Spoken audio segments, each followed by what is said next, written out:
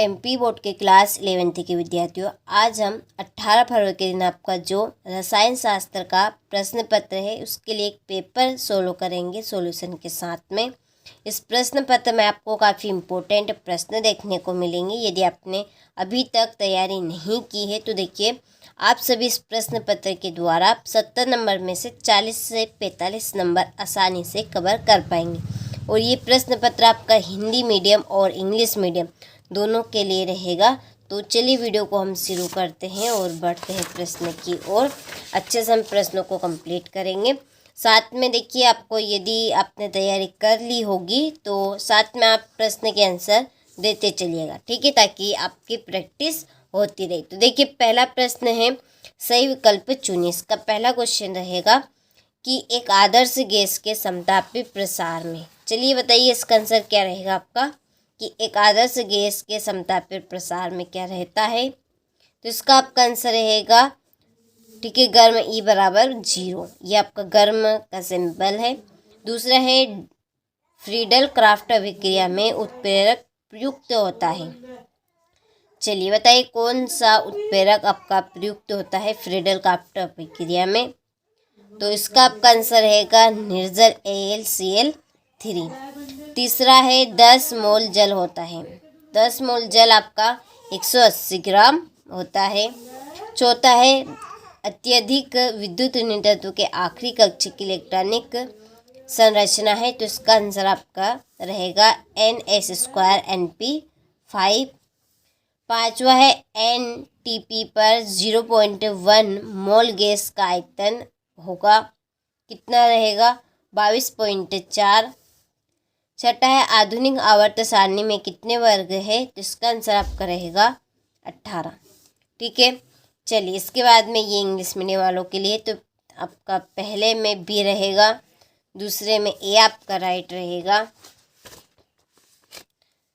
तीसरे में आपका D रहेगा 180 ग्राम्स, और चौथे में C, पाँचवें में A और छठे में D, ठीक है। चलिए तो आपको कंप्लीट अच्छे से करना है। इसके बाद में देखिए, रिक्त स्थानों की पूर्ति कीजिए। पहला है कि तत्वों के रासायनिक गुण उनके दृढ़ पर निर्भर करते हैं। तो किस पर निर्भर करते हैं। तो इसका आंसर आपका रहेगा परमाणु की संख्या पे। दूसरा है, डी ब्लॉक के तत्व डेडेडेस कहलाते हैं। तो डी ब्लॉक के तत्व आपके क्या कहलाएंगे। चलिए जल्दी से आप बताइए यदि आपको इसका आंसर आता है तो। चलिए तो इसका आंसर आपका रहेगा संक्रमण।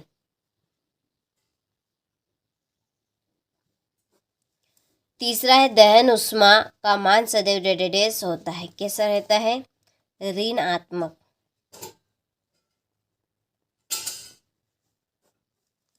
चौथा है, प्रक्रम जो तापरोधी होता है डेडेडेस कहलाता है, क्या कहलाता है, रुद्रोष्म। तो इसका आंसर रहेगा आपका रुद्रोष्म। पांचवा है, यौगिक में तत्वों का डेडेडेस अनुपात मूलानुपाती सूत्र कहलाता है। तो इसका आंसर आपका रहेगा सरलतम।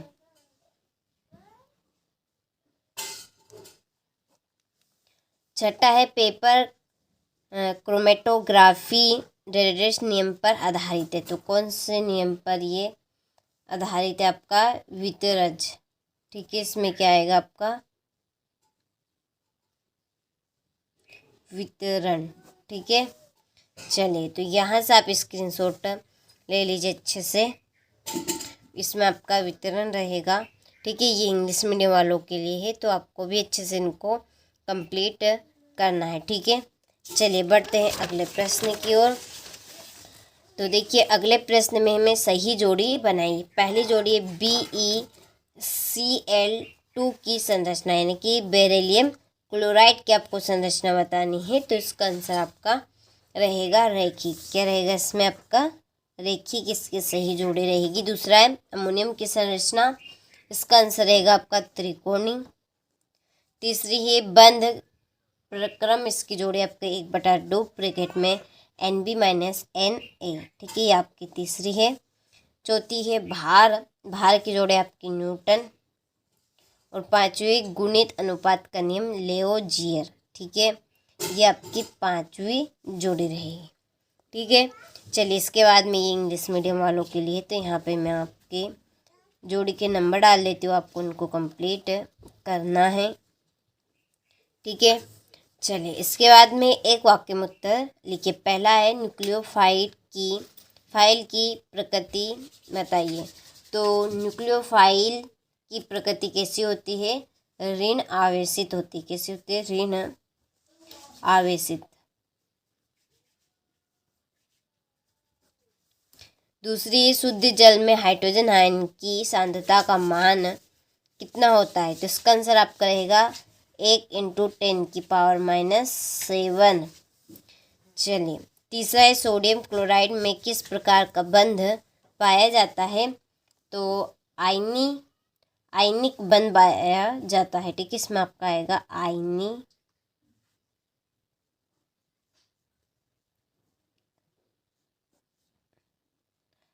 आयनिक बंध। ठीक है, चौथा है, BF3 अणु का द्विध्रुव आघूर्ण होता है। कैसा रहता है? शून्य। पांचवा, एल्किल हैलाइड व सोडियम से एल्केन बनाने के लिए प्रयुक्त अभिक्रिया का नाम लिखिए। तो इसका आंसर आपका रहेगा वुड्स अभिक्रिया।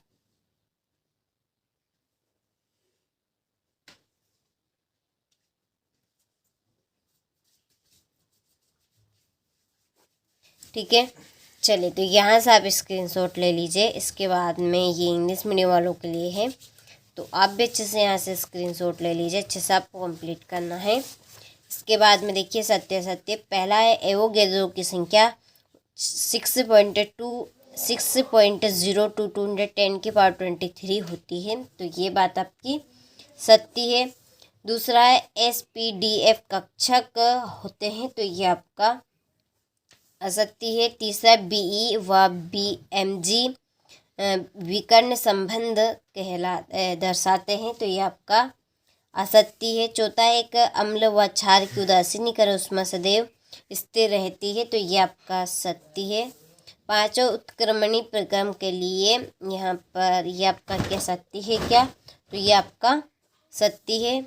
छठा है, NF3 में N की आयनीकरण संख्या +3 है। तो ये आपका सत्य है। ठीक है, चलिए इसके बाद में ये इंग्लिश मीडियम वालों के लिए है। तो आपका पहला सत्य राइट है, दूसरा रॉन्ग, तीसरा भी रॉन्ग, चौथा आपका राइट रहेगा, पांचवा भी आपका राइट है और छठा भी राइट है। ठीक है, चलिए इसके बाद में देखिए क्वेश्चन नंबर 6 से हमारे 2 नंबर वाले प्रश्न शुरू होते हैं। देखिए इन प्रश्नों के यदि आपको आंसर चाहिए तो हमने इनकी PDF तैयार कर ली खास आपके लिए।